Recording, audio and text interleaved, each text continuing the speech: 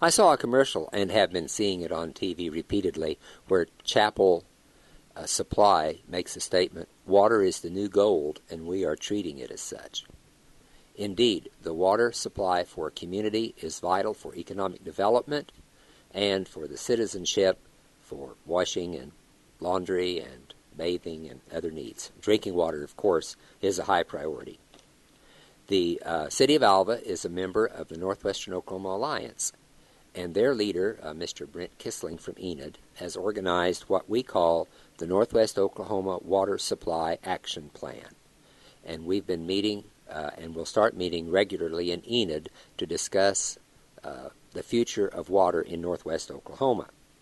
They've revised the mission. They have printed a revised mission statement where they talk about management practices for future water needs, including conservation, reuse measures, brackish water desalinization, and other water management strategies to ensure and protect a reliable water supply for generations of citizens to come.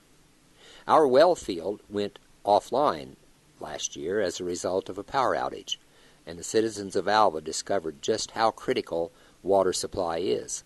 In fact, when we had strategic planning a few years ago, the community in general saw the lack of water as one of the largest issues confronting economic development.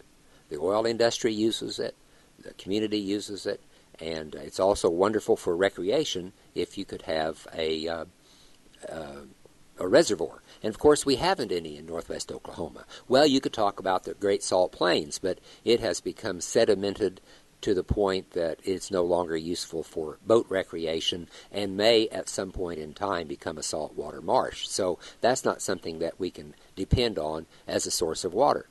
We've talked about building a reservoir west of town on Red Horse Creek, but it would require the purchase of thousands of acres of property from landowners whose family holdings would be jeopardized and would meet without much political activism.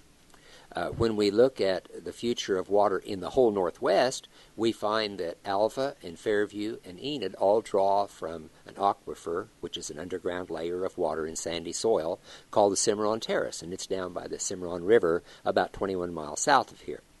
Alva has over 100 wells there. About 25 of them are active at this time, and the others could be reactivated with new pipes, new pumps, and perhaps drilling them a little bit deeper or doing other activities that only a water well driller would know how to conduct.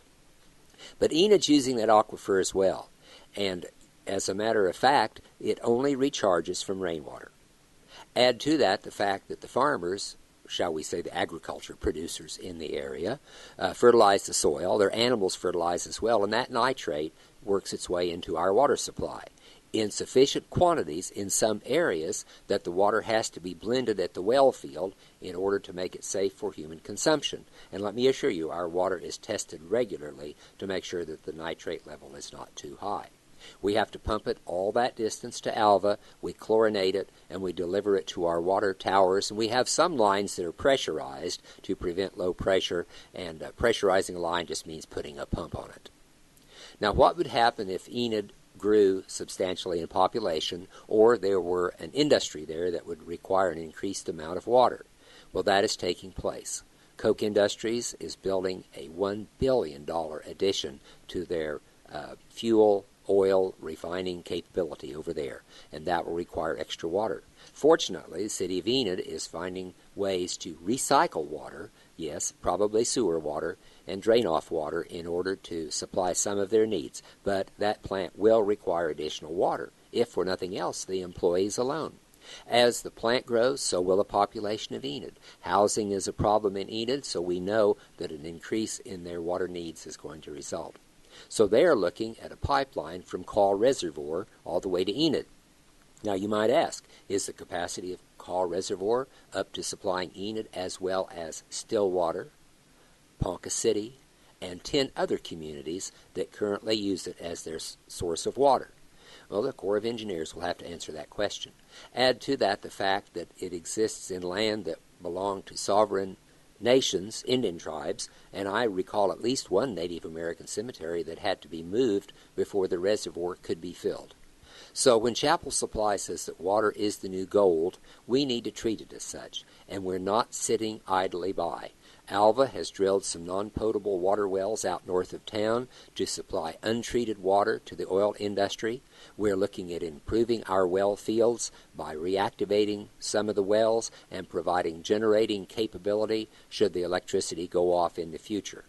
We also have been part of the Sunflower Water District up in Kansas, where we talked about working with them to build a reservoir in Elm Creek, up 3 miles north of Medicine Lodge. It would supply up to 12 million gallons of water per day. Now, divided out among the whole area, that doesn't sound like a lot of water. But if we could have a share of that, that would at least be a backup to our existing supply. So there's lots of issues that will be facing this organization, and I just wanted to point out that we're going to have a series of town hall meetings, and we'll review the state plan, the Oklahoma water plan that was published a few years ago, because we don't want to reinvent the wheel.